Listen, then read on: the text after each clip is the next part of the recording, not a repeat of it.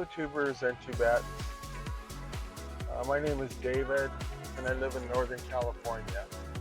I'm on my way to go pick my wife up some lunch. She works from home, so today I'm back to work, but I'm actually not back to work. I don't have appointments today. I have like 4 of them to call, and I just haven't called them yet because we have so many things going on. Having a party at 3 o'clock, second party for my grandson, and Adler's parents, and then we just have a lot of different events happening this week. So I'm trying to ask my wife, when am I supposed to schedule these appointments? And I have a lot of them go backs this week, so those take time. And then I have a potential sign up on Wednesday night up in Calusa. So that's a good thing, to be able to have that. But I wanted to talk about my California dream in life, and what I was wanting to talk about got triggered by videos that I've been watching called The Philippine Life Through the Eyes of an Expat, and the YouTuber is Steven, and he was talking about some of the issues that you have in the Philippines that you're not aware of. That can be really dangerous, mostly to do with the parents of your Filipina girlfriend. And it just triggered it in my mind. I had completely forgot about it because I've been married for 37 years. But I do remember, having a girlfriend over there, and her name was Norma. And I was in the Navy, stationed on the island of Guam. And everything was pretty cool until they found out that I was half Japanese. I never had anybody have a negative reaction to me being Japanese. I mean, I'd had jokes and stuff. One of my college friends told me you can't trust the Japanese; they're sneaky. But other than that, and then, but when I told the family I just mentioned that I was half Japanese, my mother's a little Japanese lady. Her mother got really upset with me because her brother was killed by the Japanese when they occupied Guam during World War II, and the way he was killed was really brutal. Apparently, they would do pretty brutal things, to their prisoners. And the way it was told to me was they buried him in the ground with his head hanging up, or his head above the ground, and then they hit him with like a club, on a horse, like a polo thing. And that's how they killed him, and his head was pretty much gone. So when she found out I was Japanese, oh my gosh, everything changed. The whole thing changed, and her family was super unreasonable in terms of not understanding that I wasn't the person that did that, and nor have I, been in the Japanese army or anything like that. But all of a sudden, well, the first thing is she tried to hit me. She tried to slug me, right after she heard that. And then it was explained to me, from my girlfriend and her brother that, this is what happened to their mother's brother. And so even during that time, I had an uncle that came and kind of threatened my life. And I was in the Navy, so I wasn't too worried because, the Navy's pretty strong on that island. But I did feel some fear, about that, because things happen to you, like weird things happen to you. It definitely happened in the jungle, where they would never find your body. Definitely, they would never find you. And so I spent a couple of years with my, looking over my shoulder, really kind of worried about it, about the threats. I didn't take them as idle threats. And I would, if it was here in the United States, it definitely would be a threat, and they would confront them. But there's no, There's no law, just a lot of witchcraft and mysticism and uneducated people. So Stephen was talking about this, that the people you might have to fear the most is your girlfriend's family, and right when he said that, it just triggered that whole memory. I had completely forgot about it, and but I would say that after I got out of the Navy, I would never go back to Guam because you don't know. They're not like they're going to come up to you and give you a chance. You know, they would just abduct you and maybe torture you for a while, and then you'd be left out in the jungle somewhere where nobody would ever find you. So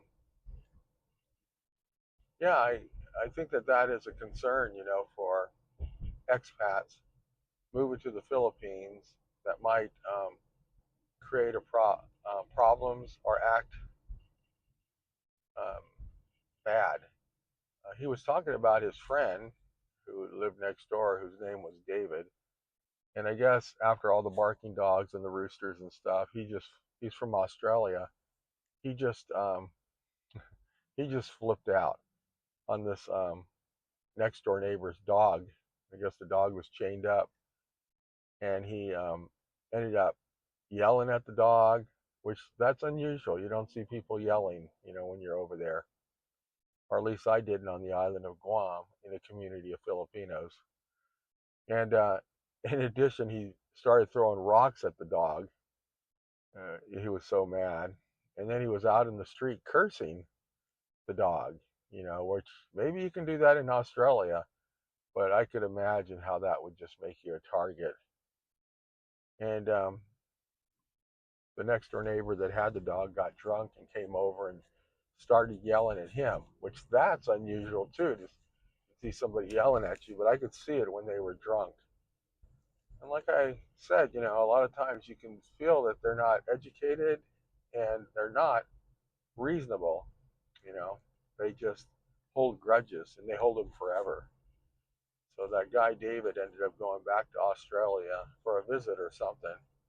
But I was telling him, you know, my little comment, if I was him, I would not come back to the Philippines because it is so easy to abduct you and leave you in the forest where you would just decompose and nobody would ever know that you know, that something happened to you.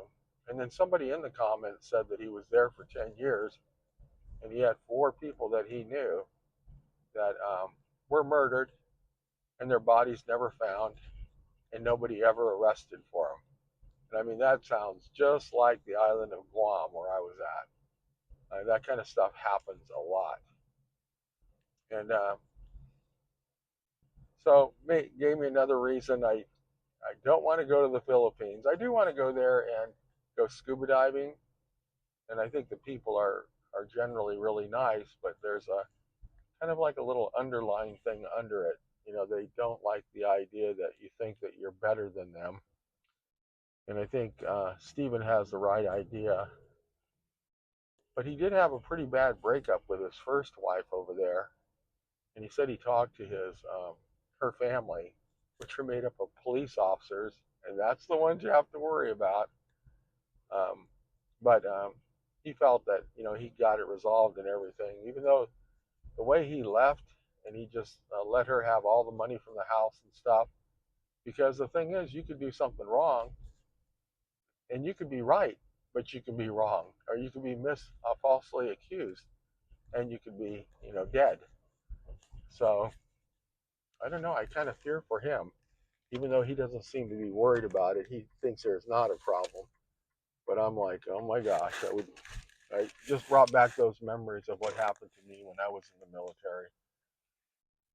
And when you cross, you know, Filipino, or even the Guamanians over there, they're called Chamorro, and she was a mix, but her mother was Chamorro, her dad was Filipino. I don't know where her dad was. I don't ever remember asking her. She might have told me, but I don't remember. But yeah, it's a different kind of society. It's not like it is here. You know, it's not like you have any kind of ability to have an investigation or anything, because sometimes the people that you're asking to be investigated are the investigators.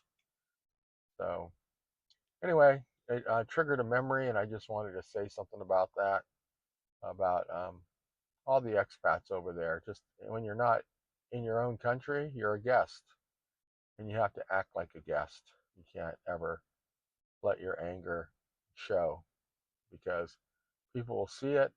Gets said from one person to the next, and then it gets misinterpreted what really happened, and the next thing you could end up dead. So I'm glad Stephen talks so honestly and frankly about his life over there, because it's not like through the eyes of rose-colored glasses like you hear some of the other people. And I just think it's great to have a voice like that to remind you and re-remind you of what life really can be like over there after the initial love affair that you have with your girlfriend there. Things can happen. Expectations are unreasonable, unrealistic, but that's just the way it is. So just have to go in with both eyes open. Like he said, be humble and appear to be lower income.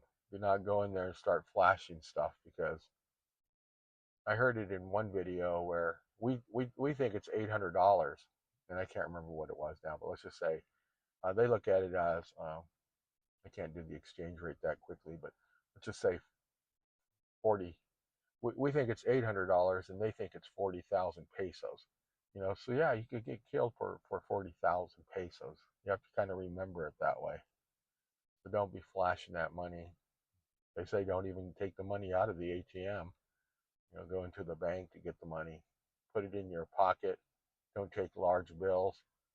Keep money in one side, and then on the other side, have smaller bills that you use to purchase stuff, so you don't take out a big wad of cash.